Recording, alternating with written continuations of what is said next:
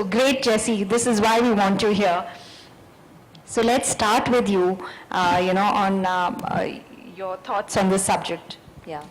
So I think a lot depends on the home itself. And unlike the US, we have a lot more people at home. So there's a huge crowd out there. So there are days when me and others in my office come into work and it's like, God, it's so nice to be here. It's so calm. It's so quiet. You've got coffee, and your house is in complete chaos and you don't want to sit there and try to work because no one's going to let you work.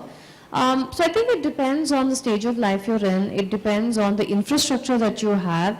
I did try working from home on a sabbatical. I was trying to write my book, and all that happened was that the entire building staff thought I was the one person at home to help them out with water. BBMP was trying to break down our driveway. Everything became my problem. I asked them, why me? They said, but you're the only one at home. Fine. The maid, no one is structured. We don't have water. What to do now? I'm like, what would you do if I wasn't there? But you are. Right? So I think the trouble is that we don't have a structured environment that allows you to work peacefully from home. I see the upside in terms of no commute, and that is a huge upside.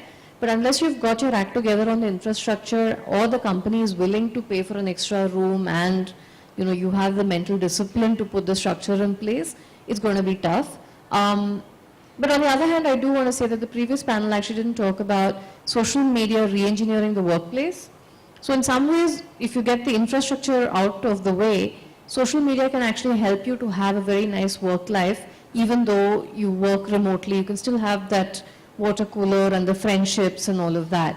And I should add that, people like Gautam Ghosh are people that I met when I went onto Twitter, because I was starting off a company, there were only 2 people in office, and I missed having all those people to talk to. So I actually went on Twitter to find friends, and it was my social outlet. So Right. some of the downside can be reduced by technology, but I think the biggest issue is discipline and infrastructure.